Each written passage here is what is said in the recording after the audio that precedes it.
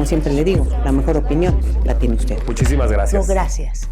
Un informe de gobierno es un acto anual y obligatorio de rendición de cuentas que resume las actividades, decisiones y proyectos del gobierno durante el año.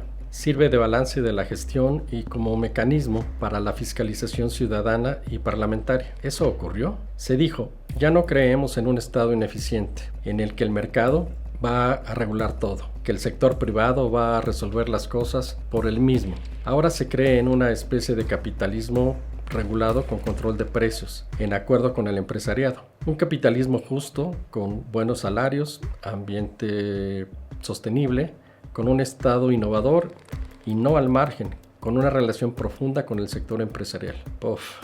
¡Qué desconocimiento! Indiferencia o falsedad sobre las distintas concertaciones celebradas desde la firma del Pacto de Solidaridad Económica en 1987 o el Pacto de la Estabilidad y el Crecimiento Económico de 1988 y posteriormente el Pacto para la Estabilidad, la Competitividad y el Empleo suscrito en 1992. Porque hoy es clara la debilidad de los contrapesos y sobre todo la concentración de poder. Los temas comentados fueron los de siempre y el contraste entre el dicho y el hecho es revelador. El dicho: vivimos transformaciones legislativas profundas.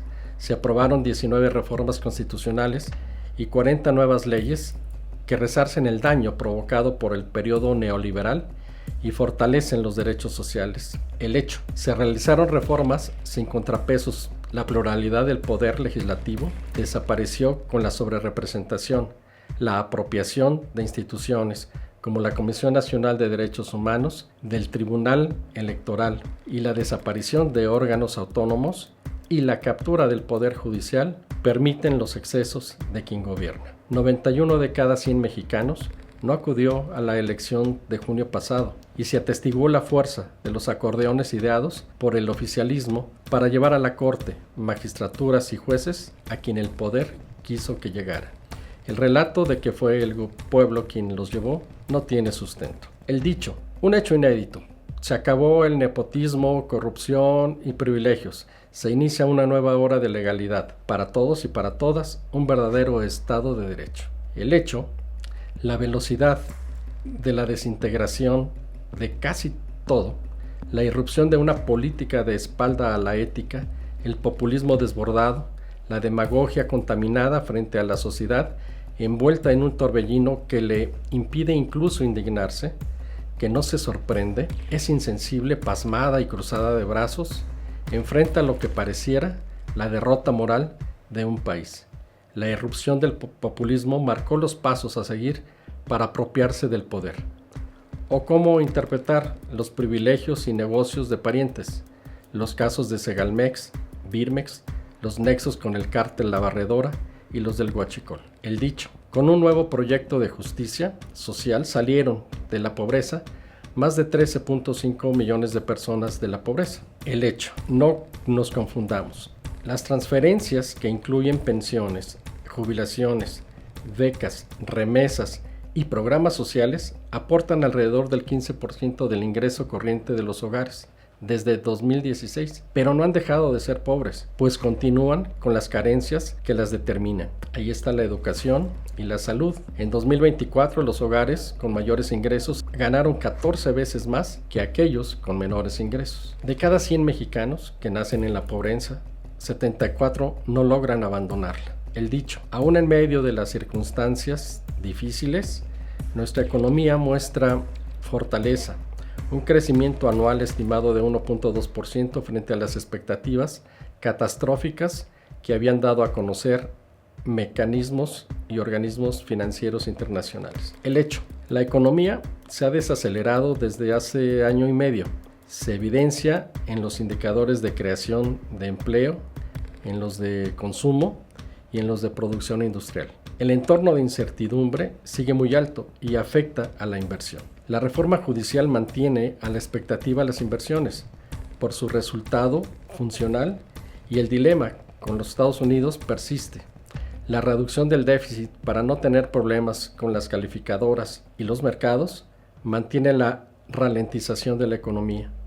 La tasa de referencia de Banco de México continúa en una postura monetaria restrictiva y la desaceleración de la economía estadounidense afectará a la producción manufacturera en México. Se continúa minimizando la importancia del crecimiento económico para disfrazar los fracasos. Pero la receta no tiene ningún misterio. Promover más la inversión, aumentando la seguridad jurídica, mejorar las condiciones de financiamiento y eliminar los obstáculos de la formalidad, mejorar la educación e impulsar la ciencia y la tecnología para exportar con mayor valor agregado, desarrollar una cultura del emprendimiento y de innovación. Pero el gobierno sigue careciendo de un plan, rumbo y certeza. Solo está obsesionado con el poder y el dinero. Y quién sabe, quizá por ello armó a sus posibles juzgadores. El dicho: a pesar de todos los malos augurios, las mentiras y las calumnias,